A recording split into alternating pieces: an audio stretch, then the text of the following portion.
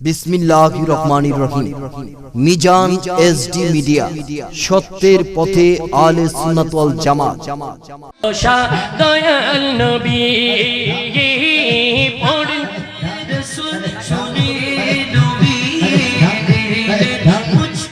জায়গা থেকে তোমাদেরকে উত্তোলন করব। এ বন্ধু, এটা হলো আয়াতে পাকের সরল তরজমা। আসুন এই আয়াতে পাকের বিস্তারিত ব্যাখ্যার দিকে যাই। সুপ্রসিদ্ধ তাফসীরের কিতাব তাফসীরে রুহুল বয়ান প্রমাণ করেছে, এখানে আল্লাহ রাব্বুল আলামিন তিনটা স্টেপের কথা উল্লেখ করেছেন। একটা হলো দুনিয়া আসা, আরেকটা হলো দুনিয়া থেকে যাওয়া, আরেকটা হলো হাসরের ময়দানের কথা। কথা বলেন ঠিক কিনা? অর্থাৎ এই দুনিয়াতে আল্লাহ রাব্বুল আলামিন আমাকে আপনাকে মা বাবার পবিত্র বন্ধনের মাধ্যমে পাঠিয়েছেন, কিন্তু যদি আমরা মা বাবার মাধ্যমে দুনিয়ার আলো বাতাস দেখি গো, এই দুনিয়াটা আমার আপনার জন্য চিরস্থায়ী নয়। এক সময় দেখা যায় বাবার আগে সন্তান চলে যায়, সন্তানের আগে বাবা চলে যায়। শুধু মনে রাখবেন, পিতার কাঁধে সন্তানের কাঁধেই শুধু পিতার লাশ বহন করা হয় না, অনেক সময় পিতার কাঁধেও সন্তানের লাশ বহন করতে হয়। ঠিক না বেঠে? কারণ বাজার মৃত্যুর কোনো সিরিয়াল নাই, মৃত্যুর কোনো গ্যারান্টি নাই। বাবার আগে সন্তান যায়, সন্তানের আগে বাবা যায়। যার ডাক যখন চলে আসবে তাকেই মৃত্যুর ডাকে সাড়া দিতে হবে। ঠিক না বেঠে? মৃত্যু যখন হয়ে যাবে আমাদেরকে কবরে পাঠানো হবে। আপনারা বলুন, ওই কবর থেকে আর কি বেঁকে আসা যায়? কথা বলেন, আসা যায়? এই জন্য কবি বলেছেন, এ দুনিয়া ছেড়ে চলে যাব একদিন, মায়ারি বাঁধন ভেঙে যাবে একদিন, আসব না আমি আর এ ভুবনে কোনদিন, এ দুনিয়া ছেড়ে চলে যাব একদিন। কথা বলেন ঠিক না বেঠে? আমার যুবক বন্ধুরা, ও মুরব্বী বাবাজিরা, কিন্তু কিছু কিছু মানুষ দুনিয়াদারি পাইলে মনে করে দুনিয়াটাই মনে হয় আমাদের আসল। অনেক সময় দেখবেন অহংকারী ভাব নিয়া, তকব্বরি নিয়া অনেক মানুষ ক্ষমতার জোর দেখায়, গোষ্ঠীর জোর দেখায়। আমার গোষ্ঠী এত বড়, তোমাদের গোষ্ঠী ছোট। বড় গোষ্ঠীর মানুষগুলা ছোট গোষ্ঠীর মানুষগুলাকে এরা অপমানের চোখে দেখে, এরা খাটো করে দেখে। ঠিক না বিঠি? আপনারা বলুন, এই যে আমরা ক্ষমতা দেখাচ্ছি, জুলুম দেখাচ্ছি, বাহাদুরি দেখাচ্ছি, বাজান রে, আমি আপনি হাত নাড়াইতেছি, পাও নাড়াইতেছি, একটু আওয়াজ করে বলুন তো, শক্তি দিয়েছেন কে? আরো আসতে বলেন, শক্তি দিয়েছেন কে?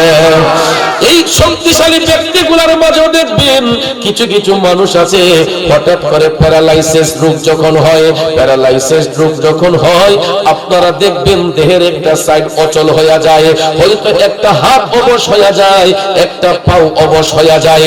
তখন দেখবেন ওই রোগীটাকে সুস্থ করার জন্য প্রাথমিক চিকিৎসা দেওয়ার পরে আমরা তাকে জেলা শহরে নেই, জেলা শহরে না হলে রাজধানীতে নেই, রাজধানীতে যদি চিকিৎসা না হয় ওই লোকটাকে আমরা সিঙ্গাপুর, মালয়েশিয়াতে পাঠাই, বিদেশের বিভিন্ন দেশে পাঠাই উন্নত চিকিৎসার জন্য।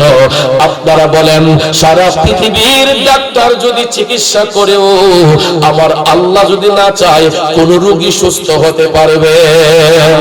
আল্লাহ যদি না চায় পৃথিবীর কোন রোগ বালাই নসিব হবে না, পৃথিবীর কোন প্যারালাইসিস ভালো হবে না। আমার আল্লাহ তাআলা প্যারালাইসিস রোগটা দেওয়ার কারণটা কি? আমাদেরকে রোগ বেমার দেওয়ার কারণটা কি? এই রোগ বেমার যদি আল্লাহ তাআলা না দিতেন তাইলে আমরা বুঝতে পারতাম না সুস্থতার নিয়ামত যে কি জিনিস। কথা বলেন ঠিক কিনা? বাবাজি আমার, বন্ধুরা আমার, সুস্থতার নিয়ামত দেন আল্লাহ, অসুস্থতার নিয়ামত দেন আল্লাহ।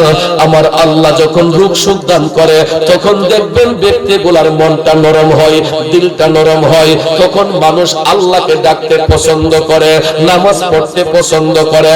কিন্তু লোকগুলা যখন সুস্থতার নিয়ামত পায়, সুস্থতার নিয়ামত পাইয়া দেখবেন অনেক লোকগুলা অহংকারী নিয়ার বসে, তকব্বরির বসে, এরা ইবাদতের দিকে দাবিত হতে চায় না, আল্লাহর ভয় অন্তরে রাখতে চায় না।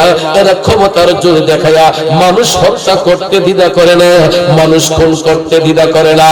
এই জন্য আল্লাহ কই, বান্দা তুমি যতই ক্ষমতা দেখাচ্ছ না কেন, তুমি যতই বাহাদুরি দেখাইতেছ না কেন, আমি আল্লাহ যেখান থেকে তোমাকে সৃষ্টি করেছি সেখানের মধ্যেই পাঠাবো, শেষ বিচারে আবার ওই জায়গা থেকে তোমাকে উত্তোলন করব।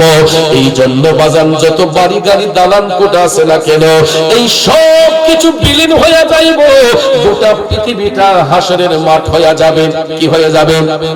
এই যে ঘর বাড়ি গাছপালা তরুলতা কিছুই থাকবে না, সব কিছু কুল্লু মান আলাইহা ফান, সব কিছু আমার আল্লাহ বিলীন করে দিবেন, অস্তিত্বই থাকবে না এই দালান কোঠা বিল্ডিং এর, সব কিছু বিলীন হয়ে যাবে, গোটা পৃথিবীর মাঠ হাসরের ময়দান কায়েম হবে।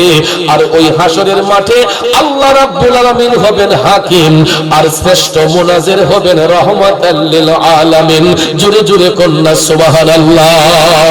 ওই দিন আমার নবীর সুপারিশ ছাড়া কোন সুপারিশ আল্লাহর কাছে গ্রান্টেড হবে না। ওই দিন আমার নবীর সুপারিশ ছাড়া কোন সুপারিশ আমার আল্লাহর কাছে গ্রান্টেড হবে না।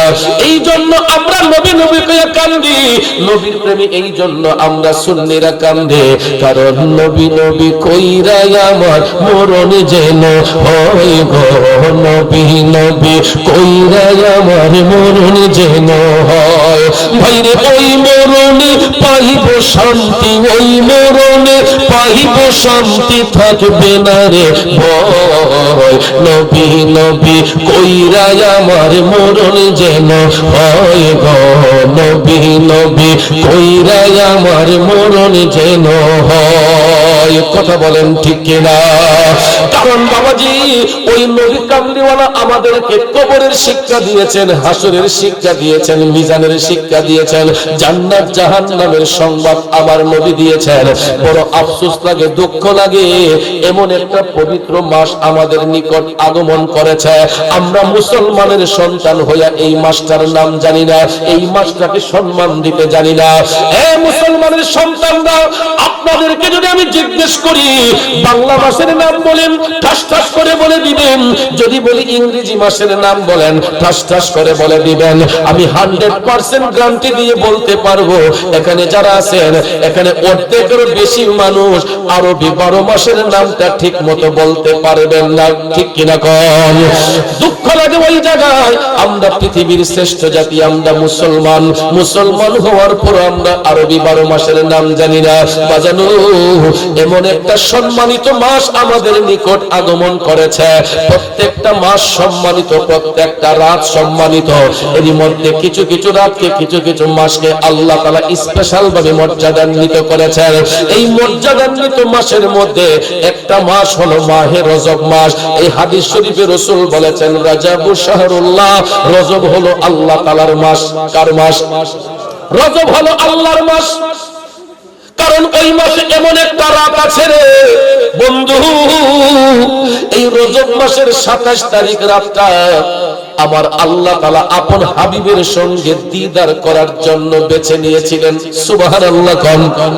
যেমন আজকে এই মেহারিয়া আমিরিয়া মুরাদিয়া খানকা শরীফের মানুষগুলো মেজবান, আর যারা মেহমান আসছে এরা হলো মেহমান। ঠিক না বেঠিক? যিনি ওয়াজ করতে আসছেন তিনি মেহমান, আর আমরা হলাম মেজবান। কথা কোন ঠিক কিনা? আমরা মেজবানরা মেহমানকে সম্মান দেওয়ার জন্য এখানে প্যান্ডেল করেছি, লাইটিং করেছি, আলোক সজ্জা করেছি। ঠিক কিনা কম? কত সুন্দর লাইটিং করা হয়েছে, আলোক সজ্জা করা হয়েছে। আমার আল্লাহ রজব মাসের 26 তারিখ দিবাগত রাত 27 রজনীতে ওই রাতের মেজবান ছিলেন আল্লাহ, মেহমান ছিলেন আমার নবীজি। এই জন্য কবি বলেছেন আমরা বড়ই ভাগ্যবান, মোদের রাসূল আল্লাহর মেহমান। আমরা বড়ই ভাগ্যবান, মোদের রাসূল আল্লাহর মেহমান। কথা বলেন ঠিক কিনা? আমার ভাইয়েরা, বন্ধুরা, সাধারণত আমরা বন্ধু যখন বন্ধুর বাড়িতে দাওয়াত করি, দেখবেন আমাদের নিজের অর্জিত যা কিছু আছে বন্ধুর সম্মানে সবকিছু দেখাই। ঠিক না? আমি যদি একটা ফ্যাক্টরি করি, আমি যদি একটা হ্যাচারি করি, আমার বন্ধুকে দাওয়াত করে যে দোস্ত একটা জিনিস করছি আসেন আপনাদের দেখাই, তখন দেখবেন হাইটা হাইটা আমাদের অর্জিত যা কিছু আছে ব্যবসা বাণিজ্য চাকরি সবকিছু নিয়ে হাইটা হাইটা দেখাই যে আমি এটা করেছি এটা করেছি। কথা কোন ঠিক না? রজব মাসের 26 তারিখ দিবাগত রাত 27 রজনীতে মেজবান ছিলেন আল্লাহ, মেহমান ছিলেন আমার নবীজি। মেজবান মেহমানকে দাওয়াত করার কারণ হলো আমার আল্লাহর কুদরতি কালামে যত আশ্চর্যজনিত বিষয় আছে সবকিছু আপন হাবিবকে দেখানো এবং জানানো।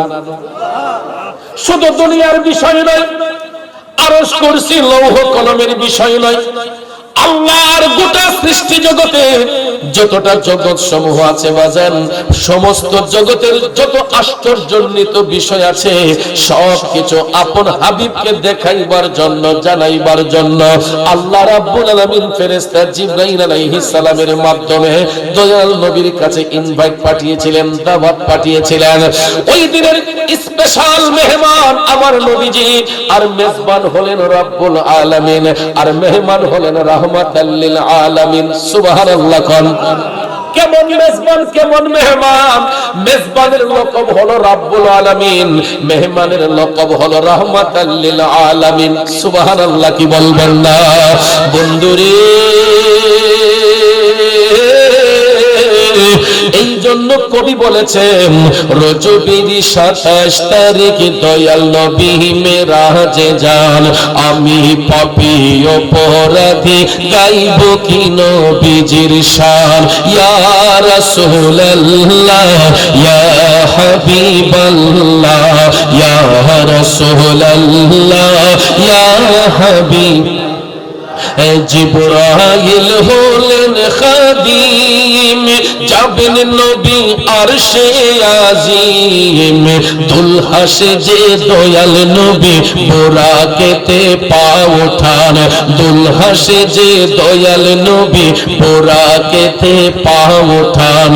আমি পাপী অপরাধী গাইব কি নবীজির শান।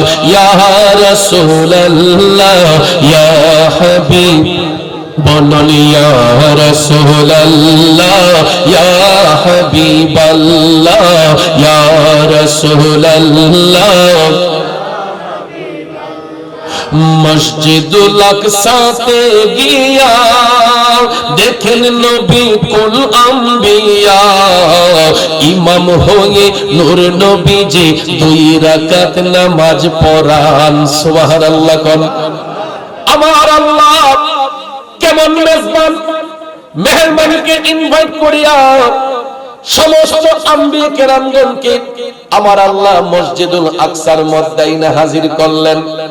কারণ হলো আমার নবী যে শরীরে মেরাজে গিয়েছেন, যাতে পৃথিবীর কোন নবী পয়গম্বর অস্বীকার করতে না পারেন, কোন নবী রাসূল যাতে অস্বীকার করতে না পারেন, ডকুমেন্টারি স্বরূপ আমার আল্লাহ মসজিদুল আকসার মধ্যে সমস্ত আম্বিয়া কেরামকে আল্লাহ উপস্থিত করালেন। ওই দিন সমস্ত আম্বিয়া কেরাম ছিলেন মুক্তাদি, আর আমার নবী ছিলেন ইমামুল আম্বিয়া। কথা কোন ঠিক কিনা? সমস্ত আম্বিয়াদের ইমাম, এই জন্য আমার নবীকে বলা হয় ইমামুল মুরসালিন, ইমামুল আম্বিয়া। কথা বলেন ঠিক না ঠিক?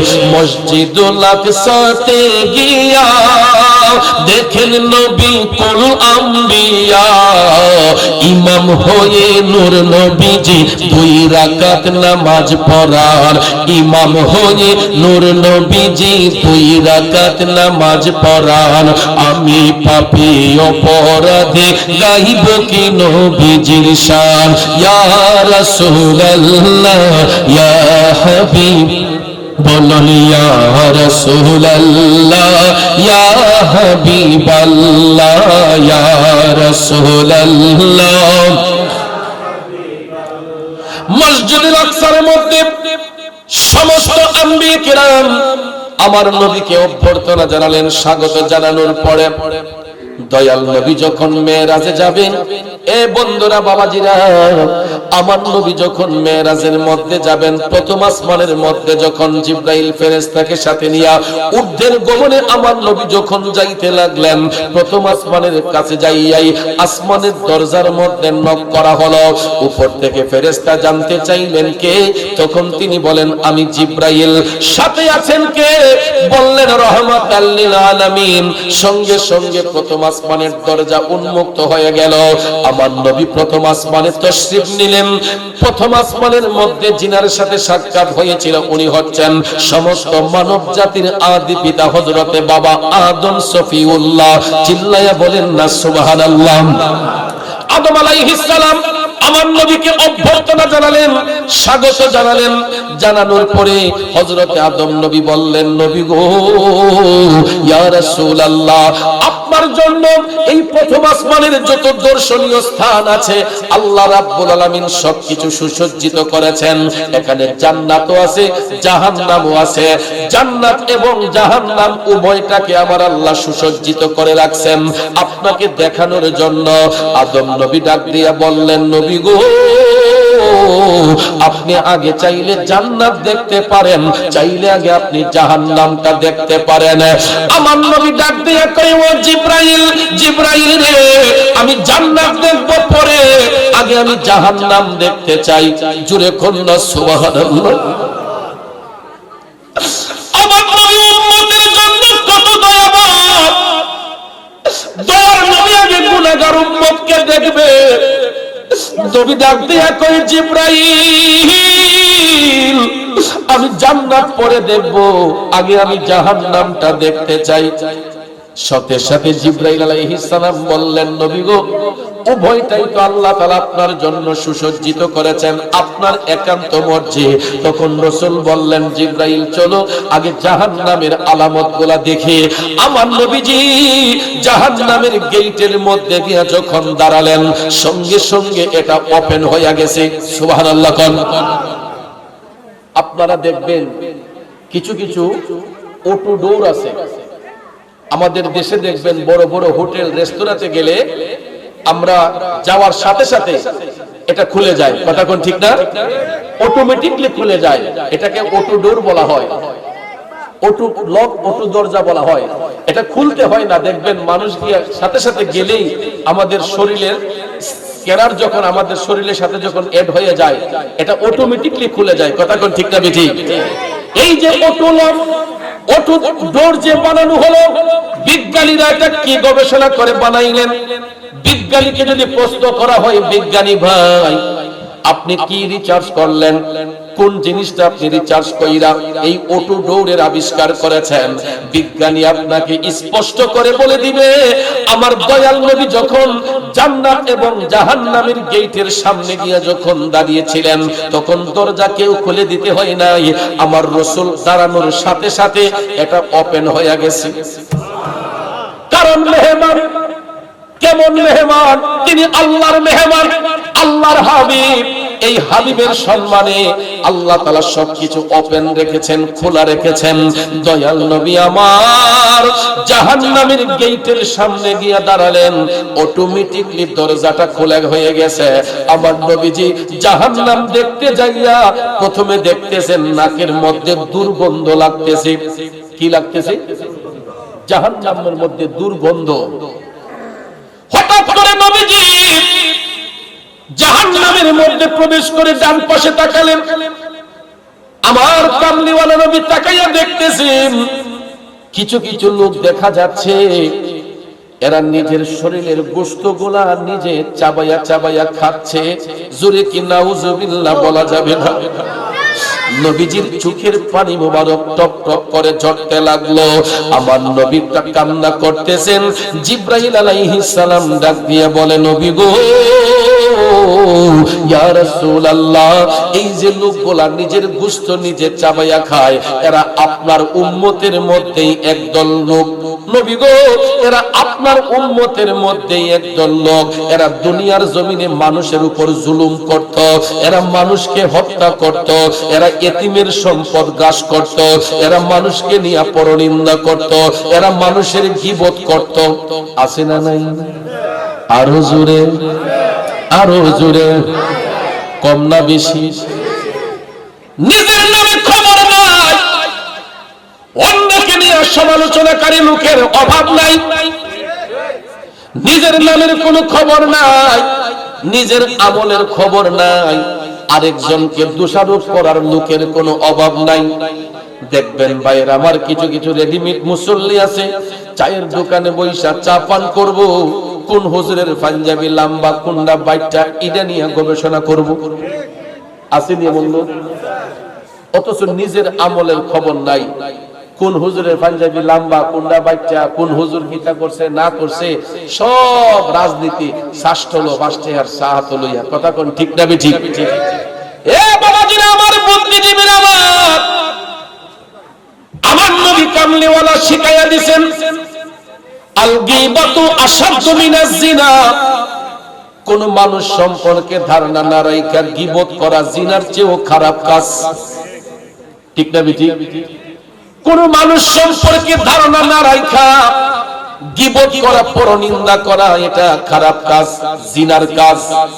কিন্তু আমাদের দেশে কিছু কিছু রেডিমেড মুসল্লি আছে, দেখবেন নামাজও পড়তেছে হারাম খাইতেছে, নামাজও পড়তেছে হারাম ব্যবসা করতেছে, নামাজও পড়তেছে, এরা দেখবেন চিটারি বাটপারি করতেছে, আছে না নাই?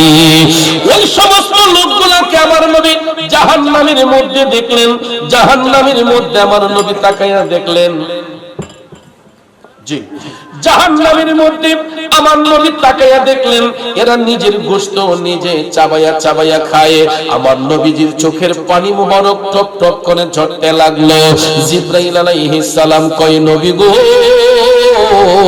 এরা আপনার উম্মতের মধ্যেই একদল লোক, দুনিয়ার জমিনের মধ্যে এরা জুলুম করত, নির্যাতন করত, এতিমের সম্পদ গ্রাস করত, পরনিন্দা করত। তাইলে বলুন ভাইয়ের আমার, এই প্রকৃতির লোক আমাদের দেশের মধ্যে আছে না নাই? নবীজি আরেকটু সামনে গেলেন। আমার নবীজি মেরাজের রাতে জাহান্নাম দেখতে যাইয়া আরেকটু সামনে গিয়া দেখতেছেন। এই যুবক পোলাপানরা একটু মনোযোগ দিয়া শুনেন, নবীজি আরেকটু সামনে যাইয়া দেখতেছেন, বিদ্রুপের মতো কান্নার শব্দ শোনা যাচ্ছে। কারা যেন বিদ্রুপের মতো কান্না করতেছে। এদের কবরের মাটি ফাইটা আগুনের ফুলকি গুলা লাফাইয়া লাফাইয়া উপর দিকে উঠতেছে। নাউজুবিল্লাহ। দেখবেন অগ্রাহীন মাস, যেটা আমরা বাউইসা ধান বলি, এই বাউইসা ধানের খেরের মধ্যে আগুন লাগাই দিলে মাঝে মাঝে দেখবেন লাফাইয়া লাফাইয়া আগুনের তাপে ফুলকি গুলা উপর দিকে উঠে। ঠিক না? উঠে না? আমাদের এলাকায় আমি দেখেছি যে খেরের পাড়ায় আগুন লাগাই দিলে ওই যে জমিনের মধ্যে যে খের গুলা থাকে, এগুলার মধ্যে চাষাবাদ করার জন্য আবার ওই ছাইগুলা নাকি জমিনে বল হয়, এই জন্য অনেক সময় খেরের মধ্যে আগুন লাগাই দিলে পুরা জমিনটা যখন জ্বলে আগুনের ফুলকি গুলা লাফাই লাফাই উপর দিকে উঠে। ঠিক না? আমার নবীজি জাহান্নামের মধ্যে প্রবেশ করে দেখতেছেন কিছু কিছু কবরের মাটি ফাইটা আগুনের ফুলকি গুলা লাফাইয়া লাফাইয়া উপর দিকে উঠতেছে, আর কবরের ভিতরে কারা যেন বিদ্রুপের মতো কান্না করতেছে। নবী আমার কান্দে। জিবরাইল আলাইহিস সালাম ডাক দিয়ে বলতেছেন, নবী গো, এরাও আপনার উম্মতের মধ্যে একদল লোক। ইয়া রাসূলুল্লাহ, এরা দুনিয়ার জমিনে এদের মা বাবার উপর হাত উঠাইতো, এদের মা বাবারে কষ্ট দিত, কথায় কথায় এরা মা বাবারে ধমক মারত। আপনারা বলুন, এই রকম সন্তান আমাদের দেশে আছে না নাই? এই যুবক আমার বাবাজিরা, কোন বাবাকে ধমক মারছ রে? কোন মারে ধমক দিচ্ছ? যেই মা তুমি সন্তানকে 10 মাস 10 দিন গর্ভে ধারণ করলো, একটা মা যখন গর্ভে সন্তান ধারণ করে, ওই মাটা ঠিক মতো খেতে পারে না, ঠিক মতো ঘুমাতে পারে না। বাজান আমার, 6 মাস 7 মাস 8 মাস যখন পার হয়, আপনারা লক্ষ্য করে দেখবেন মা বোনদের পেট গুলো আস্তে আস্তে বড় হয়। এমনিতে না, ওই মায়ের গর্ভে আল্লাহ তাআলা সন্তান যখন পাঠায়, সন্তানের আকৃতি যখন গঠন করে, তখন মায়ের পেটের মধ্যে থাইকা সন্তানটা আস্তে আস্তে বড় হয়। ওই সন্তানের হাত হয়, পাও হয়, নাক হয়, মুখ হয়, চোখ হয়, অল বডি কমপ্লিট হয়। এরপরে দেখবেন 10 মাস 10 দিন যখন পার হয়, এবং অনেক মায়ের হাত ফুলে যায়, পাও ফুলে যায়, শরীরের মধ্যে পানি আইসা যায়। আমাদের মতো সন্তানগুলোকে দুনিয়ার আলো বাতাস দেখানোর জন্য, আমাদের মতো সন্তানগুলারে দুনিয়ার আলো বাতাস দেখানোর জন্য একটা মা তার জীবনটাকে মৃত্যুর সাথে বাজি রাখে। কথা কোন ঠিক না বিঠে? মৃত্যুর সাথে পাঞ্জা লড়ে। অনেক সময় দেখা যায় ওই মা দুঃখিনীর যখন প্রসব ব্যথা হয়, বন্ধুরে, প্রসব ব্যথায় ছটফট করে অনেক মা অজ্ঞান হয়ে যায়, অনেক মা সেন্স হারা হয়ে যায়, অনেক মার জীবন পর্যন্ত চলে যায়, একমাত্র আমাদের মতো সন্তানকে দুনিয়ার আলো বাতাস দেখানোর জন্য। ঠিক কিনা বলেন বন্ধুরা? আমার বাবাজিরা, 10 মাস 10 দিন পার হবার পরে ওই মায়ের যখন প্রসব ব্যথা শুরু হয়, আমার নবী কামলিওয়ালা বলেন, প্রসব ব্যথা এমন একটা ব্যথা, পৃথিবীটা কিয়ামত হলে যেই রকম মনে হবে, একটা সন্তান যখন মায়ের লজ্জাস্থান দিয়ে প্রবেশ করে, ওই মায়ের কাছে তখন ঠিক সেই রকম মনে হয় যেন পৃথিবীটা কিয়ামত হইয়া যাইতেছে। যেই কারণে কবি বলেছেন, ওরে মায়ের প্রসবের কালে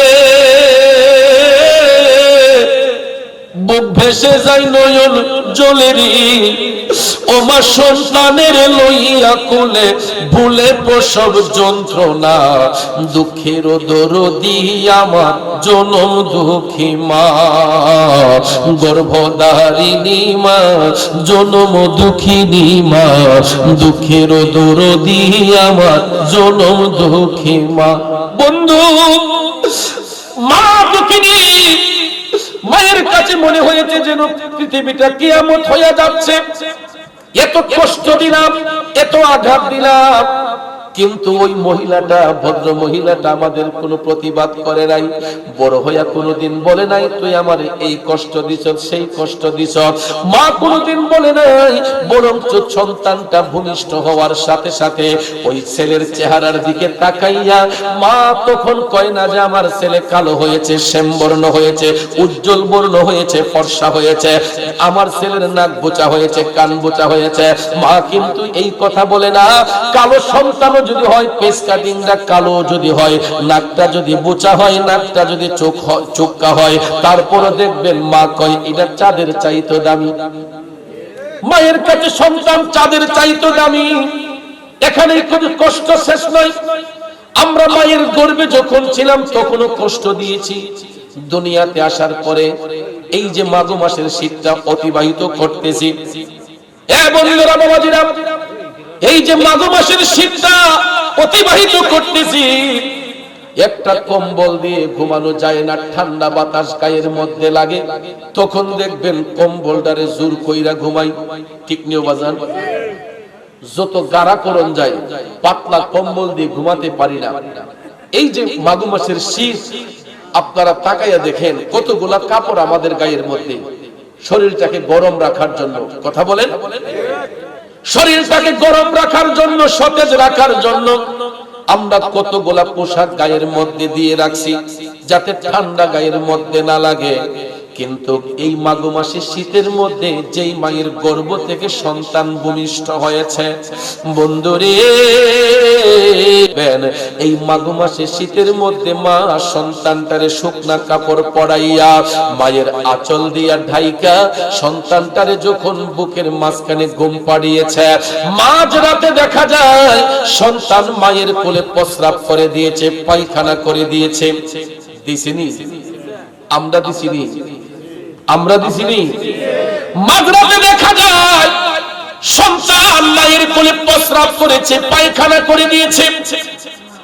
অন্য একটা মানুষ যদি ঘরে প্রবেশ করে, আইসা দেখবেন আমার মারে ধমক দিয়া কয়, কি গো মুখের মা, তোর ছেলে পেশাব করেছে, পায়খানা করেছে, দুর্গন্ধ লাগতেছে, নাকের মধ্যে কাপড় দিয়া ধরে। ঠিক নিও বাজার? যত সুসিফাই রূপ থাকুক না কেন, মা যত পরিষ্কারই থাকুক না কেন বন্ধু, যখন ওই মায়ের পেট থেকে সন্তানটা ভূমিষ্ঠ হইয়া মাঘ মাসে শীতের মধ্যে যখন ছেলেটা মায়ের কোলে প্রস্রাব করে পায়খানা করে, ওই মা কিন্তু নাকে কোনো আতর লাগায় না, রুমের ভিতরে কোনো এক্সট্রা পারফিউম ব্যবহার করে না, এয়ার ফ্রেশনার ব্যবহার করে না। দুই হাতটা দিয়া, শুধু বাম হাত দিয়া নয়, ডান হাত বাম হাত উভয় হাত দিয়া দেখবেন মা সন্তানের পেশাব পরিষ্কার করে, পায়খানা পরিষ্কার করিয়া এই ঠান্ডা শীতের রাতে মা দেখবেন সন্তানটার একটা শুকনা কাপড় দিয়া পেঁচাইয়া ভিজা জায়গার মধ্যে মা চলে যায়, শুকনা জায়গার মধ্যে সন্তানটারে রাখে। ভিজা জায়গার মধ্যে মা যায়, শুকনা জায়গাটার মধ্যে সন্তানটারে রাখে। বন্ধু শুধু তাই নয়, অনেক সময় বাচ্চাদের গায়ে ঠান্ডা লাগে, নিউমোনিয়া হয়, অনেক বাচ্চাদের শ্বাসকষ্ট হয়। এই যে শীতের রাতে বাচ্চাদের নিউমোনিয়া হয়, শ্বাসকষ্ট হয়, দেখবেন একটা মাও আরাম করে বিছানার মধ্যে ঘুমায় না, না জানি সন্তানের গায়ে ঠান্ডা লেগে যায়। একটু পর পর দেখবেন মায়ের চোখ থেকে ঘুম চলে যায়, তাকাইয়া দেখে ছেলেটা ঠিক আছে নি, বাচ্চাটা ঠিক আছে নি, মেয়েটা ঠিক আছে কিনা। তখন দেখবেন মা নিজে কষ্ট কইরা হইল বাচ্চাটারে সুস্থ রাখার জন্য আল্লাহর কাছে নিজের জীবনটারে কুরবান করে দিতে চাই, ঠিক কিনা বলেন? ওরে হাতে পায়ে তেল মাইখা মায় দিল শক্ত করি, প্রসাব পায়খানা আমি মায়ের কোলে করি, তবু না মারাগ হইল ভিজলো গুয়ে মুতে, আমার শুকনায় রাখিয়া মাইখাকে ভিজাতে, ঠিক না বিঠে? আরে অসুখ হইলে দেখি চায়া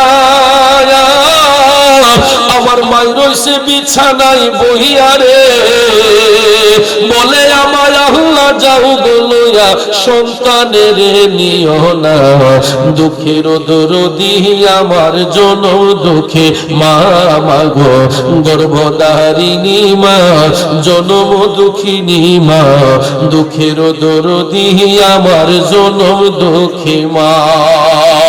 বন্ধুরা আমার, বাবাজিরা গো, এবার চিন্তা করে দেখেন মা কেমন দায়িত্বশীল।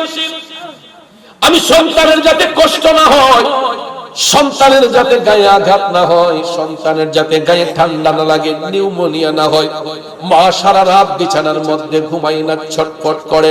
বন্ধুরে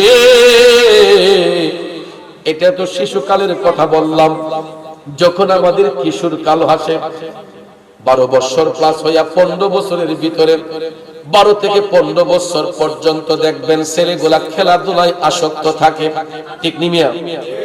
খেলাধুলা করতে গিয়ে দেখবেন ই ফুলারে মাইরা দেয়, এই শরীরে মাইরা দেয়, এটার লোকে কাজ্জা লাগে, সেটার লোকে কাজ্জা লাগে, লাগে না? বাড়ির মধ্যে লালি সাই মা দেখবেন এটারে কন্ট্রোল করে, কথা কোন ঠিক না? আচ্ছা আমার হুতে বুঝছেন, আচ্ছা দেখাম এরে শাসন করাম, এরে এই কর্ম সেই কর্ম। আমরা এই কিশোর কালে দেখা যায় খেলাধুলা করতে গিয়া একজন আরেকজনের সঙ্গে ফেসাদ করি, ঝগড়া করি, কিন্তু এটা মিটমাট করে দেয় আমাদের ঘরের মা বাবারা, কথা কোন ঠিক না বেঠিক? শুধু তাই নয়, ওই বাচ্চাটার ভবিষ্যৎ সুন্দর করার জন্য, বাচ্চাটার ভবিষ্যৎ সুন্দর করার জন্য কিছু কিছু মা আছে দেখবেন নফল রোজা রাখে, আসেনি রে বাজান? কিছু কিছু মা দেখবেন নফল রোজা মান্নত করে যে আমার ছেলের পরীক্ষা ভালো হোক আমি এতটা রোজা রাখবো, আমার ছেলেটা পড়াশোনায় ভালো হোক আমি এই আমল করব।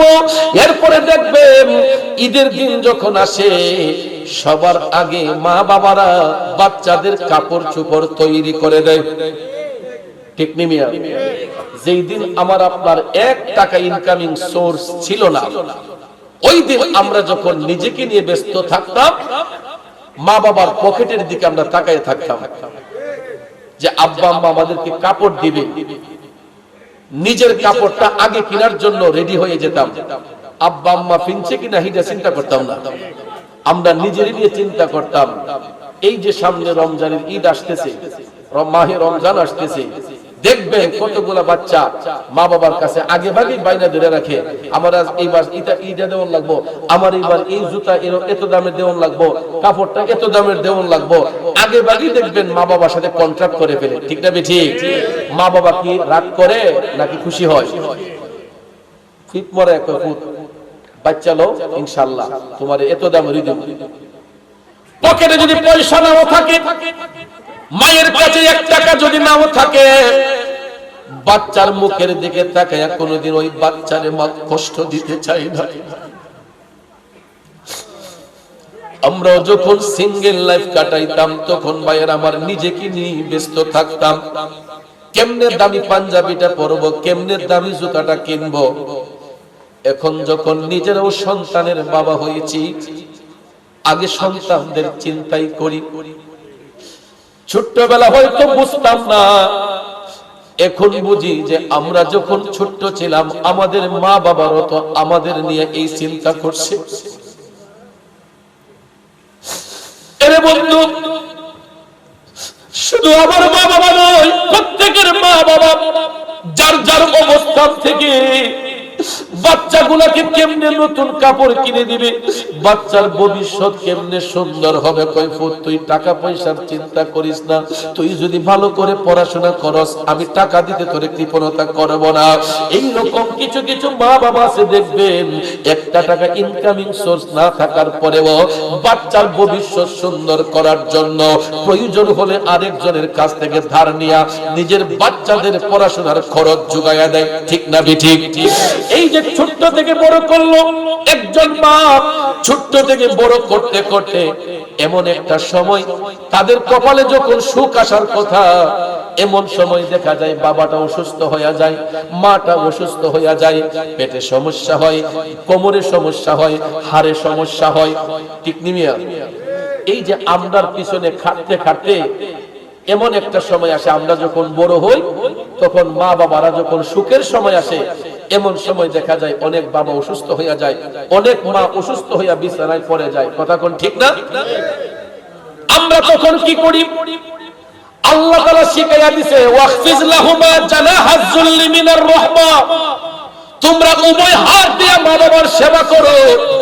কিন্তু আমরা উভয় হাত দিয়ে সেবা করব দূরের কথা, উপযুক্ত হওয়ার পরে অনেক সন্তান আছে কথায় কথায় বাবারে ধমক মারে, কথায় কথায় মারে, ধমক মারে। আছে না নাই? আরে মা বিনে বান্ধব নাই রে, মা বিনে বান্ধব নাই রে, এই যে সোনার দুনিয়ায় ভেবে দেখো কি করছো এই মায়ের লাগিয়া, ভেবে দেখো কি করছো এই মায়ের লাগিয়া। মা বিনে বান্ধব নাই রে, মা বিনে বান্ধব নাই রে, এই যে সোনার দুনিয়ায় ভেবে দেখো কি করছো এই মায়ের লাগিয়া। বন্ধুরে ও বাবাজিরা আমার, উপযুক্ত হবার পরে কিছু কিছু সন্তান যখন রোজগারি হয়, টাকাওয়ালা হয়, এমন সময় দেখবেন মা বাবা তারে শোক কইরা আল্লাহ দেখাইয়া একটা বিবাহ শাদী করায়। ঠিক না বেঠিক? ছেলে উপযুক্ত হয়েছে, মা বাবার দায়িত্ব তাকে বিবাহ বন্ধনে আবদ্ধ করা। শরীয়ত সম্পূর্ণভাবে শরীয়ত সম্মতভাবে যখন নেকাহের বন্ধনে আবদ্ধ করা হয়, আমার মা বোনরা রাগ করবেন না। ছোট বোনরা যারা বিবাহ করে স্বামীর বাড়িতে এসেছেন, কথাটা শুনে রাগ করবেন না। কিছু কিছু মেয়ে আছে শ্বশুর বাড়িতে আসলে পরে স্বামীকে কানে কানে কয়, তোমার মা বাবা নিয়ে খাওয়া আমার পক্ষে সম্ভব না। আসেনি?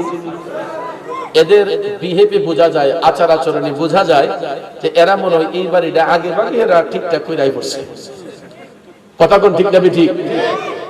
কিন্তু একটা সংসার সাজাতে যাইয়া, একটা সংসার সাজাতে যাইয়া ঘরের যিনি কর্তা, একজন গার্জেন, অভিভাবক বাবাটা তিল তিল করে একটা সংসারকে সুন্দর করে সাজায়। ওই মা তিল তিল করে তার সংসারটাকে সুন্দর কইরা সাজায়, কিন্তু রেডিমেড ভাবে আইসা কয় তোমার মা বাপ নিয়ে খাওয়া আমার পক্ষে সম্ভব। আছে না নাই? আমি সেবা করলে তোমার করাম, তোমার মা বাপের খাটনি খাওয়া বললে আইসি। আসেনি মন? ছোট বোনরা তোমাদের পায়ে হাত ধরে বলবো রে, দুনিয়াটা ধার উদ্ধারের জায়গা রে বোন। আজকে হয়তো তুমি এই বাড়ির নতুন বধূ হয়ে আসছো, একদিন তুমি এই বাড়িতে শাশুড়ি হইবা। ঠিক না বেঠিক? তুমি হয়তো আজকে বধূ হয়ে এসেছো, তোমায় একদিন এই বাড়ির শাশুড়ি হইবা, তোমার ঔরসে আল্লাহ তাআলা সন্তান দান করবে, ঠিক কিনা কম? তুমি যেমন কর্ম করবা এমন কর্মের ফল তোমাকে ভোগ করতে হবে রে বোন। এই জন্য আমি পায়ে হাত ধরে বলবো, একটা মা পারে একটা সমাজকে সুন্দর করতে, একটা মা পারে একটা সমাজকে সাজাইতে, একটা নারী পারে একটা সংসারকে উন্নত করতে, ঠিক কিনা কম? এই জন্য দেখবেন কবির ভাষায় বলে, সংসার সুখের হয় রমণীর গুণে, সংসার নষ্ট হয় নারীরও কারণে, ঠিক না বিঠি? একটা নারী একটা পরিবেশকে বদলে দিতে পারে, আবার একটা নারী একটা পরিবেশ ধ্বংস করে দিতে পারে, কথা কোন ঠিক না বিঠি? এই জন্য ভাইয়েরা আমার দেখবেন, আমরা যখন বিয়ে শাদী করাইতে যাই, আগে দেখি মেয়েটার মায়ের বাড়ি কই, ছেলেটার মায়ের বাড়ি কই, নানার বাড়ি আগে খুঁজে, কথা বলে না? বিয়ে শাদী করলো দেখবেন আগে মানুষের নানার বাড়িটা খুঁজে, যে বুড়াটা কই দেখি, কথা বলে? এই জন্য বাজার আবার এইরকম যাচাই বাছাই করে রূপ সুন্দরী কদুর মা দিয়ে কি করবেন? যদি তার চরিত্র সুন্দর না হয়, যদি তার চরিত্র সুন্দর না হয়, আখলাক সুন্দর না হয়, চামড়া সুন্দর দিয়া কি করবেন বাজান? এই জন্য মেয়েটা যদি শ্যামবর্ণ হয়, কালো হয়, তার আখলাক যদি সুন্দর হয়, তার ক্যারেক্টার যদি সুন্দর হয়, এই নারীটার কারণে একটা সংসার সুন্দর হয়, কথা বলেন ঠিক কিনা? বন্ধুরে, আমি মায়ের কথা বলেছিলাম, ওই মা যখন সন্তানের পিছনে খাটতে খাটতে বাচ্চাটাকে উপযুক্ত করলো, উপযুক্ত হওয়ার পরে সন্তানগুলা যখন রোজগারি হইয়া যায়, অনেক সময় বাবারে ধমক মারে, মারে ধমক মারে। এই জন্য ভাইয়ের আবার শুনে রে, যেই সন্তানগুলা মা বাবারে কষ্ট দেয়, মা বাবারে ধমক দেয়, মা বাবারে কথায় কথায় জারি মারে, আমার নবী কামলিওয়ালা জাহান্নাম দেখতে যায় দেখছেন, ওই সন্তানগুলার কবরের মধ্যে আল্লাহ তাআলা জাহান্নামের আগুন দাউ দাউ করে জ্বালাইতেছে, জোরে কি নাউজুবিল্লাহ বলবেন না? জিবরাইল আলাইহিস সালাম কয়, নবী গো, ইয়া রাসূলুল্লাহ, জাহান্নামের আগুনের যেই তাপ, এই তাপটা যদি দুনিয়ার জমিনে একটা সুইয়ের নালা দিয়া বের করা হয়, সুইয়ের কি দিয়া? সুইয়ের নালা দিয়া, নালা বুঝছেন কোনটা? যেই দিক দিয়া ছিদ্র থাকে, এই সুইয়ের ছিদ্র দিয়া জাহান্নামের আগুনের একটু তাপ যদি দুনিয়ার জমিনে ছাড়া হইতো সুইয়ের নালা দিয়া, রাসূল বলেছেন এই আগুনের তাপে গোটা পৃথিবীর মানুষের চেহারা অন্ধকার হয়ে যেত। নাউজুবিল্লাহ। এখন চিন্তা করেন জাহান্নামের আগুনের তাপটা কতটুকু ভয়াবহ, কতটুকু ভয়াবহ জাহান্নামের আগুনের তাপ। এবার চিন্তা করে দেখেন ভাই, রাসূল বলেছেন, জিবরাইল বলেছেন, ইয়া রাসূলুল্লাহ, যে সুইয়ের নালা দিয়া জাহান্নামের আগুনের একটু তাপ যদি দুনিয়ার মধ্যে ছাড়া হয়, এই আগুনের তাপে গোটা পৃথিবীর মানুষের চেহারা ঝলসে যাবে। এখন চিন্তা করেন, মা বাবার অবাধ্য সন্তানগুলোকে কবরের মধ্যে নিয়ে আমার আল্লাহ জাহান্নামের আগুন দিয়া জ্বালায়, কিন্তু এরা চিৎকার করবে কিয়ামতের আগ পর্যন্ত, হাসরের ময়দান কায়েম হওয়ার আগ পর্যন্ত এই জাহান্নামী সন্তানগুলা জাহান্নামের মধ্যে নিক্ষিপ্ত হয়ে আগুনে জ্বলবে আর কান্না করবে। শুধু তাই নয়, জিবরাইল আলাইহিস সালাম কয়, নবী গো, এই সন্তানগুলা যে চিৎকার করে, একটা এই চিৎকারটা যদি দুনিয়ার মধ্যে দেওয়া হইতো, তাইলে পৃথিবীর পূর্ব পশ্চিম উত্তর দক্ষিণ অর্থাৎ গোটা পৃথিবীর মানুষ এই কান্নার আওয়াজ শুনতে পাইতো। নাউজুবিল্লাহ। অথচ দেখেন এই মাইকের আওয়াজটা 1 কিলোমিটার 1.5 কিলোমিটার যায়, কথা কোন ঠিক না? বা 5 কিলোমিটার গেল, মাইক দিয়ে যে কথা বলতেছি, আমাদের কণ্ঠস্বর মাইকের কারণে 4-5 কিলো দূরে যায়, এর বেশি দূরে যাবে না, কথা কোন ঠিক না ঠিক? কিন্তু জাহান্নামের যেই সমস্ত সন্তানদেরকে, অবাধ্য সন্তানগুলোকে জাহান্নামের আগুন দিয়ে জ্বালানো হচ্ছে, আর এদের যে কান্নার শব্দ, জিবরাইল ফেরেশতা বলতেছেন যে ইয়া রাসূলুল্লাহ, এই শব্দটা যদি দুনিয়ার মধ্যে ছাড়া হতো, তাহলে গোটা পৃথিবীর উত্তর দক্ষিণ পূর্ব পশ্চিম প্রান্তের মানুষ এই বিকট শব্দ, কান্নার শব্দ শুনতে পেত। চিল্লায়ে বলেন নাউজুবিল্লাহ। তাহলে চিন্তা করেন বাজান, জাহান্নামের আগুনের কি ভয়াবহ তাপ। এই জন্য আমি যুবক ছেলেদেরকে বলবো, যারা মা বাবার সাথে চোখ রাঙিয়ে কথা বলেন, মা বাবাকে ধমক দিয়ে কথা বলেন, আপনাদের কাছে আল্লাহর ওয়াস্তে অনুরোধ করে বলবো, এই মাহফিল থেকে শিক্ষা নিয়ে যাব যে আমরা আর কোনোদিন মা বাবার মনে কষ্ট দেব, কারণ পৃথিবীতে মায়ের মতো আপন কেউ হবে না। তোমরা কোনোদিনও মা বাবার মনেতে কষ্ট দিও না, তোমরা কোনোদিনও মা বাবার দিলেতে আঘাত দিও না। পৃথিবীতে মায়ের মতো আপন কেউ হবে না, তোমরা কোনোদিনও মা বাবার দিলেতে আঘাত দিও না। বন্ধু, মা বাবার মনের মধ্যে কষ্ট দিলে আল্লাহ কষ্ট পায়, মা বাবার দুঃখ দিলে আমার দয়াল নবী দুঃখ পায়। এই জন্য আমার নবী জাহান্নামের মধ্যে মেরাজ শরীফে যাইয়া প্রথম আসমানে প্রবেশ করে আমার নবী জাহান্নামের গেট দিয়ে ঢুকে জাহান্নামীদের এই ভয়াবহ আযাব দেখতে পাইলেন। এই রকম ভাবে যদি জাহান্নামের বর্ণনা দিতে থাকি, দিতে দিতে রাত পার হয়ে যাবে, তারপর জাহান্নামের আলোচনা করে শেষ করা যাবে না। এবার আসুন জাহান্নাম থেকে বের হইয়া আমার নবী জান্নাতে গিয়া কি দেখলেন একটু শুনে নেই।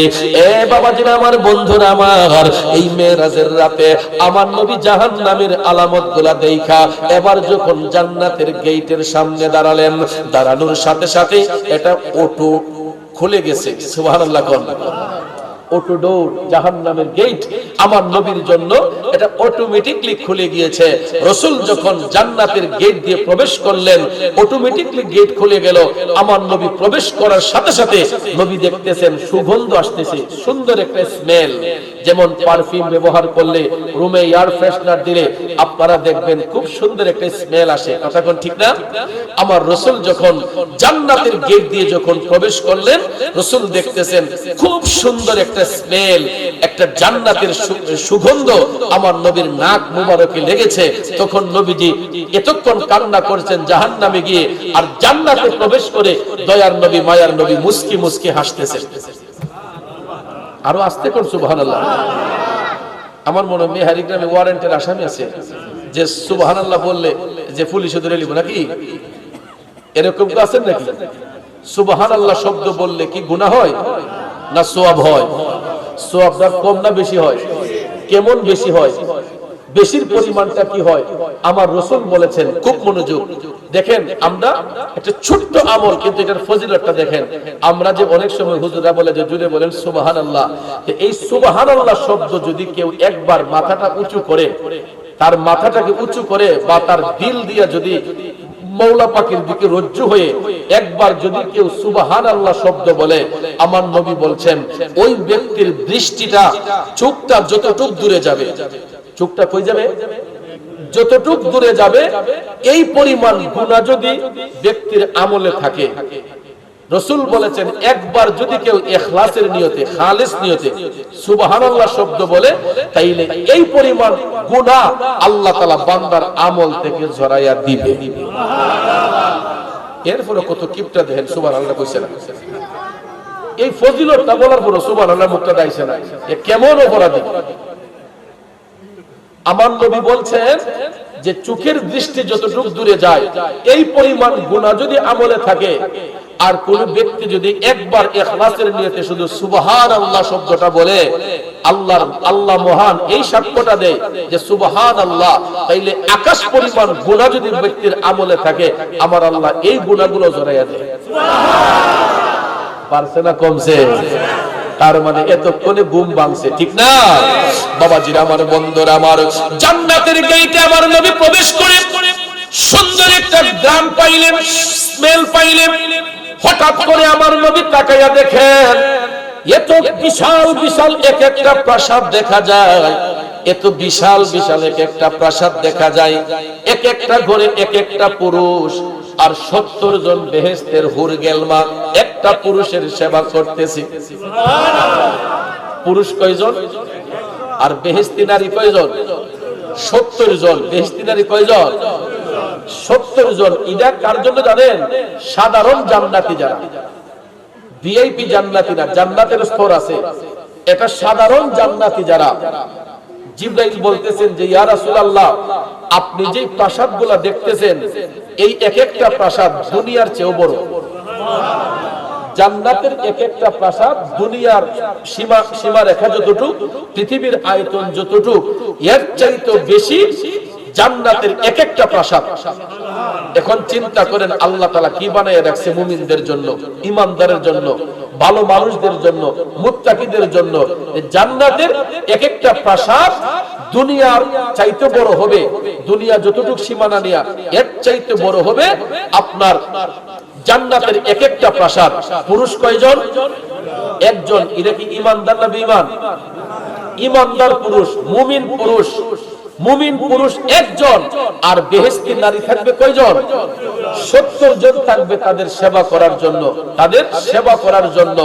জিবরাইল আলাইহিস সালাম কয়, নবী গো, এরা আপনার মুমিন উম্মতের মধ্যে একদল লোক নবী গো, এরা দুনিয়ার জমিনে তাদের যৌবন হেফাজত করছে। কি করছে? এরা কারো দিকে কুদৃষ্টি দেয় নাই। ইয়া রাসূলুল্লাহ, নবী গো, এরা কারো দিকে খারাপ ভাবে তাকায় নাই, এরা কারো দিকে কুনজরে তাকায় নাই নবী গো। এদের চোখ অবনত রেখেছিল, এদের চোখটা ভালো দিকে গিয়েছিল। এরা কোনো নারীর দিকে আসক্ত হয় নাই, কোনো নারীর দিকে কুদৃষ্টি দেয় নাই, সুদৃষ্টি দিয়েছে। ইয়া রাসূলুল্লাহ, এরা এদের যৌবন হেফাজত করার কারণে আল্লাহ রাব্বুল আলামিন পুরস্কার স্বরূপ কি স্বরূপ? আমরা ইন্টারভিউতে পাস করলে, পরীক্ষাতে পাস করলে দেখবেন আমাদেরকে পুরস্কৃত করা হয়, ঠিক না ঠিক? বিভিন্ন প্রেজেন্টেশন দেওয়া হয়। ভাইয়ের আমার, সাধারণ জান্নাতি যারা, ভিআইপি না, বিনা হিসেবে জান্নাতি তারা না, শুধু সাধারণ জান্নাতি যারা হবে, এদের জন্য দুনিয়া পরিমাণ এক একটা জান্নাতের প্রাসাদ, এক একটা প্রাসাদ এক একজন পুরুষের জন্য, আর বেহেশতের 70 জন হুর তাদের সেবা করবে, আর 70,000 ফেরেশতা তাদেরকে পাহারা দিবে। তাদের সিকিউরিটি গার্ড থাকবে 70,000 নূরের ফেরেশতা, এই এদের জান্নাতি পুরুষদের পাহারাদার হবে। তাইলে তাদের পক্ষে থাকা দরকার আছে না নাই? ঈমানের পক্ষে থাকা দরকার আছে না নাই? কিন্তু আমরা চোখগুলা এদিক সেদিক চলে যায়, আমরা নিজেকে কন্ট্রোল রাখতে পারি না, এটা হলো আমাদের ব্যর্থতা। কিন্তু ভাইয়েরা আমার, যৌবনটা তো বেশি দিনের না, কথা বলেন ঠিক না? আমার নবী বলেছেন, উম্মত রে, যৌবনটা তোমাদের বেশি দিন থাকবে না।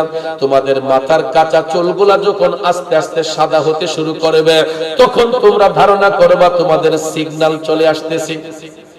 সমুদ্র বন্দরে দেখবেন বিপদের আশঙ্কা হলে সিগন্যাল দেওয়া হয়, ঠিক না ঠিক? টুরিস্ট যারা কক্সবাজার যায়, পতেঙ্গা যায়, দেখবেন সমুদ্র সৈকতে যদি ভয়ভীতি থাকে, আগে ভাগে রেড সিগন্যাল থাকে যে এটা অতিক্রম করা যাবে না। এরপরে বিভিন্ন সংরক্ষিত এলাকায় দেখবেন সিগন্যাল থাকে, এটা অতিক্রম করা যাবে না। আমাদের একটা সিগন্যাল আছে, দুনিয়া ছেড়ে যে আমরা যাব। আমার রাসূল বলেছেন, মাথার কালো চুলগুলা যখন আস্তে আস্তে সাদা হতে শুরু করবে, তোমরা বুঝবা তোমাদের সিগন্যাল চলে এসেছে, তোমরা মরণের কথা স্মরণ রাখো। রাসূল বলেছেন, যেই ব্যক্তি অন্তত দিন 40 বার মরণের কথা স্মরণ রাখে, কয়বার? যে এই দুনিয়া ছেড়ে আমাকে যেতে হবে, আমি মরবো, শুধু এই কথাটা যদি কেউ 40 বার মনে রাখে, আমার রাসূল বলছেন ওই ব্যক্তিটা ঈমান হারা হইয়া মরবে না। এবং শুধু তাই নয়, যেই ব্যক্তি অন্তত দৈনিক 40 বার মরণের কথা স্মরণ রাখবে, আমার দয়াল নবী বলছেন এই ব্যক্তির জবান দ্বারা কোনো মানুষে কষ্ট পাবে না, এই ব্যক্তির দ্বারা কোনো খুন খারাপি হবে না। যেই ব্যক্তি মরণের কথা স্মরণ রাখবে, ওই ব্যক্তির দ্বারা সমাজে ফ্যাসাদ হবে না, ঝগড়া হবে না, দ্বন্দ্ব হবে না, কারণ সে মরণকে ডর করেছে, মরণকে ভয় করেছে। কথা কোন ঠিক না ঠিক? কিন্তু আমরা কি মরণকে ডরি? মরণকে ভয় করি? আমরা মনে করি দুনিয়াটাই মনে আমাদের সব, এর লেগে দেখবেন ক্ষমতা, বাহাদুরি সব কিছু দেখায়। কিন্তু কবি বলেছেন, সৃষ্টিকর্তার ইশারাতে যেতে হবে মাটির নিচেতে, আর চলবে না আর বাহাদুরি, চলবে না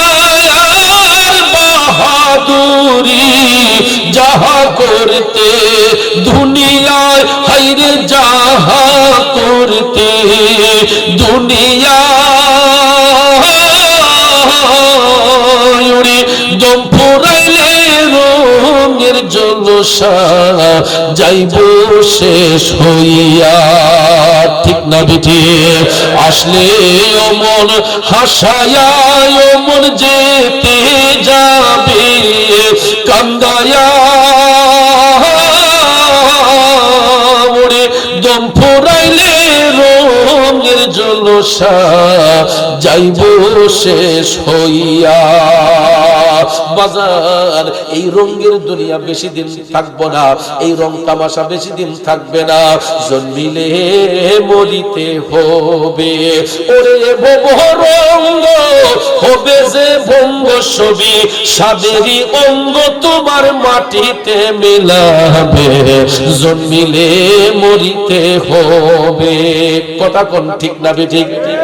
এই জন্য লম্বা চড়া কথা বলবো না, একটাই কথা, মরণকে স্মরণ রাখবেন। কারণ এই যে বৃদ্ধ বয়সের বাবারা আছেন, এরা এখন বৃদ্ধ, কিন্তু এরা কিন্তু আমাদের মতো যৌবন অতিবাহিত করছেন। ঠিক না বেঠিক? আমার যে মুরব্বী চাচারা আছেন এখানে, মুরব্বীরা যারা আছেন, এরা কিন্তু এদের মাথার চুলগুলা কালো ছিল, তাদের চুলের ফিতাগুলা খুব সুন্দর ছিল। কথা বলেন ঠিক না? যেমন আমার সদ্য বড় ভাই জনাব সাইদ হাসান মিন্টু সাহেব একদিন কথায় কথায় বলেছেন যে ভাই, কোন এক সময় কুড়ি চৌমনি হাইটটা গেছি, গিয়ে আবার আইছি, আবার গেছি, আবার আইছি, এরকম ভাবে 5-6 বার হাফ ডাউন করছি, কুড়ি চৌমনি গেছি আইছি, এও খালি হাতে না, অনেক ওজনদারি জিনিস লইয়া। ভাই বুঝলেন না?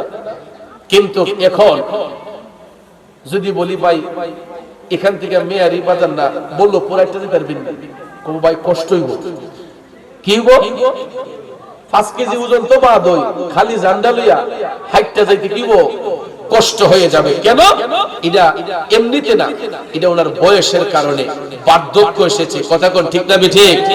এই তাদের মতো যারা আছেন, এরা একদিন আমাদের মতো জোয়ান ছিলেন, চুলের ফিতাগুলা সুন্দর ছিল, বডি ফিটনেসটা অনেক মজবুত ছিল, তারা মাইল কি মাইল জায়গা হেঁটে চলে গেছেন। কিন্তু এখন ঘর থেকে মসজিদে হাইটা যাইতে কষ্ট হয়, ঠান্ডা পানি দিয়ে উজু করতে কষ্ট হয়। কিন্তু এখনের জোয়ানরা আমি দেখেছি, বর্তমানে কিছু জোয়ান আছে পুকুরের মধ্যে সাঁতরাইয়া গোসল করে এই শীতের রাতে। কথা কোন ঠিক না? কিন্তু এইরকম মুরব্বী চাচা যারা আছেন, এরাও কিন্তু একদিন পুকুরে এই ঠান্ডা পানি দিয়ে সাঁতরাইয়া গোসল করছে, শরীরে টেরি পাইছে না, কিন্তু এখন ঠান্ডা পানি দিয়ে উজু করতে গেলেই তাদের ভিতরটা কাঁপা উঠে। কথা কোন ঠিক না ঠিক? এটা হলো বার্ধক্য। এই জন্য দিন গেলে আর দিন পাবে না, দিন গেলে আর দিন পাবে না, ভাটাই যদি নয় যৌবন, থাকতে খোদা প্রেম সুদা পান করো রে পাগল মন, থাকতে খোদা প্রেম সুদা পান করো রে পাগল মন। কথা বলেন ঠিক কিনা? বাজান যেই দিন চলে যায় সেই দিন আর ফিরে আসে না, যেই দিন চলে যাবে ওই দিন আর সামনে আসবে না। এটা অতীত, যেই সময়টা যায় এটা অতীত হয়ে যায়। বর্তমান আমাদের কি হবে, সামনে কি হবে, এই চিন্তা করে এখন থেকে ইত্তাকুল্লাহ, আল্লাহকে ভয় করুন, আল্লাহর তাসবিহ আদায় করুন, 5 ওয়াক্ত নামাজ পড়ুন, হালাল রিজিক ভক্ষণ করুন, সুদ ঘুষের ব্যবসা বন্ধ করুন, চিটারি বাটপাড়ি বন্ধ করে রং তামাশা ছেড়ে দিয়া আমরা 5 ওয়াক্ত নামাজি হব, হালাল পথে জীবিকা নির্বাহ করব। তাইলে দেখবেন আমাদের পাড়া, মহল্লা, সমাজ, রাষ্ট্র সুন্দর হবে। কথা বলেন ঠিক কিনা? কিন্তু এই যে দেখেন ওয়াজ করতেছি, একটু আগে আমি দেখি ফুলাবান্ডি বল খেলতেছে, তো এরা যদি এখন মাহফিলে আসতো, দুই একটা কথা শিখতে পারতো না? আইবো কোন সময় জানেননি, যখন ইয়ানবী কইয়া হার হয়ে যাবো তখন দেখবেন মুসল্লির অভাব নাই। এখন দেখেন পুরা প্যান্ডেল কিন্তু ভরপুর না, একটু পরে দেখবেন প্যান্ডেলের ভিতরে জায়গা হইতো না। আসেনি পাডি মাহফিলের শ্রোতা 3 কোয়ালিটি। কয় কোয়ালিটি? শেষ পর্যন্ত থাকে। এরা আসে হেদায়েতমূলক বাণী শিকার জন্য, এরা হেদায়েতের জন্য আসেন। কথা কোন ঠিক না বেঠিক? ভালো কিছু শিকার জন্য। আরেক পার্টি আছে, এরা যেই হুজুরের সুর বালা কতক্ষণ হইন না যা জায়গা। আরেক পার্টি আছে তাবারুক পার্টি, এদিকে দেখেন ওই রাস্তাঘাটে টই টই করতেছে, এমদা হেমদা ঘুরতেছে, সিফায় সাফায় মোবাইল নিয়ে গেম খেলতেছে।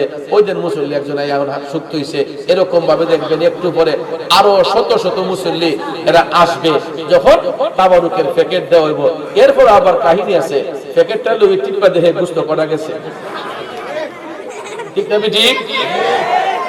এমন আছে যদি কম যায় তখন মনটারে বেজার করে, চাই একটা নিত।